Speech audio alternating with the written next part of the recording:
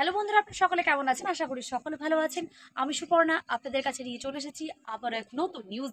বন্ধুরা, এই এসআইআর এর মধ্যে আপনাদের কি কি ডকুমেন্টস লাগবে, বয়স অনুযায়ী আপনাদের প্রত্যেকের ডকুমেন্টসের কথা বলে দেওয়া হয়েছে রাজ্য সরকারের তরফে, এবং তার সাথে আপনাদের যে ডকুমেন্টসের কথাগুলো আমি জানাবো সেগুলো প্রত্যেকের বয়স অনুযায়ী কিন্তু আলাদা আলাদা। কি কি বলা হয়েছে এসআইআর এর জন্য সমস্তটি থাকবে আজকের এই ভিডিওতে। তার জন্য ভিডিওটিকে স্কিপ করবেন না, প্রথম থেকে শেষ পর্যন্ত দেখতে থাকুন। ভিডিও ভালো লাগলে অবশ্যই লাইক করবেন, সাবস্ক্রাইব করে চ্যানেলটির পাশে থাকবেন। নিত্য রকম আপডেট ভিডিও পাওয়ার জন্য পাশে থাকা বেল আইকনটি অন করে রাখবেন। তো চলুন আজকে আপনাদেরকে জানাবো যে এসআইআর এর জন্য বয়স অনুযায়ী কি কি ডকুমেন্টসের কথা বলা হয়েছে, এবং নিজেদের জন্ম সাল অনুযায়ীও কিন্তু বলা হয়েছে। এবার কেউ যদি নিজেদের জন্ম সাল না জানেন বা আপনাদের জন্ম সার্টিফিকেটে নেই, সেক্ষেত্রে আপনাদের কি কি ডকুমেন্টস দিতে হবে সমস্তটাই থাকবে আজকের এই ভিডিওতে। একটা ভিডিওর মধ্যে আপনারা সমস্ত কিছু পেয়ে যাবেন। তার জন্য ভিডিওটিকে স্কিপ করবেন না, সম্পূর্ণটা দেখতে থাকুন। সায়ার বয়স অনুযায়ী কি কি নথি লাগবে জেনে নিন। 1 জুলাই 1987 এর জন্মগ্রহণকারীদের জন্য নিয়ম, আপনাকে কেবলমাত্র একটি নথি জমা করতে হবে। তালিকাভুক্ত 11টি নথির যে কোনো একটি দিলেই হবে।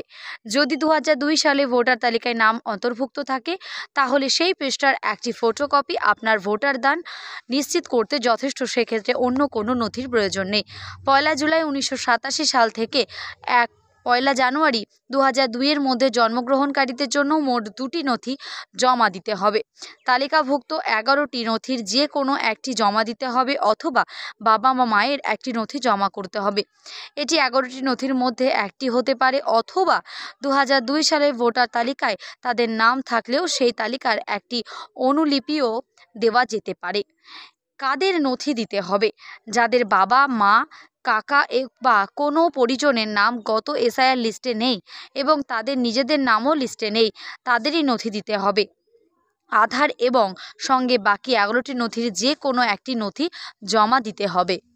বন্ধুরা, আপনারা দেখতে পেলেন যে 1 জুলাই থেকে 1 জুলাই 1987 সালে যাদের জন্মগ্রহণ আছে বা যাদের জন্মগ্রহণকারী যেসব উপভোক্তারা রয়েছেন, তাদেরকে কিন্তু 11টি নথির মধ্যে যে কোনো একটি নথি দিলেই হবে প্রমাণের জন্য। এবং যাদের 1 জুলাই 1987 থেকে 1 জানুয়ারি 2002 সালে যাদের জন্মগ্রহণ, তাদেরকে মোট 2টি নথি দিতে হবে।